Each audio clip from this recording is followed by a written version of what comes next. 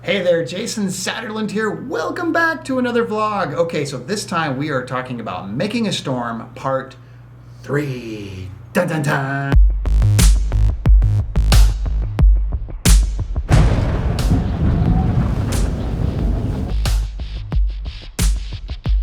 I actually think that sound, the sound of your project and the sound quality is more important than the visuals. I think it's actually true. And if you don't believe me, just take a look at what happens when small indie films are picked up for distribution. What do? Do they reshoot? No, pretty much never. Do they recast it to get better acting? No, probably not. I'll tell you what they do. They remix it and they sound design it. Why? Because sound is incredibly important. How many indie films have you actually seen where the acting is pretty good and the visuals look great, and the hero picks up his gun, like this gun that you can get from the Geeky Awards, the geekyawards.com. If you haven't submitted your project, you definitely should, and you can get one of these guns for your film. So the guy picks up his gun and it builds to that big climax and he goes, ah, ah.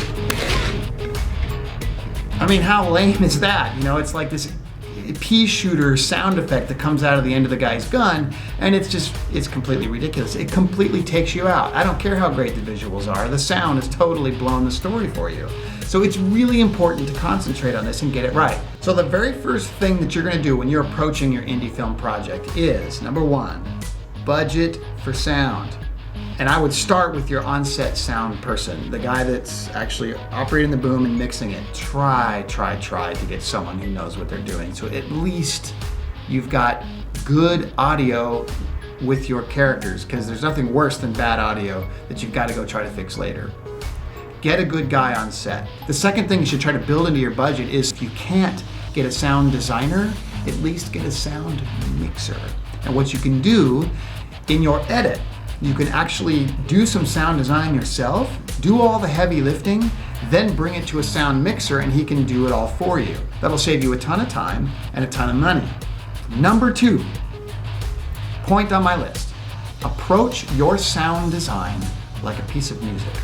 What you don't want to do is you just don't want to end up and put solid rain, solid wind, solid lightning strikes all the way through your entire piece. If you were writing a piece of music, you wouldn't do that either. You would create swells, you'd create builds, climaxes, phrases, pauses. These are all really important to think about when you're building your soundscape. So when you're dealing with, let's say you wanted to add some rain, well, don't just add rain and then copy and paste it all the way down the timeline.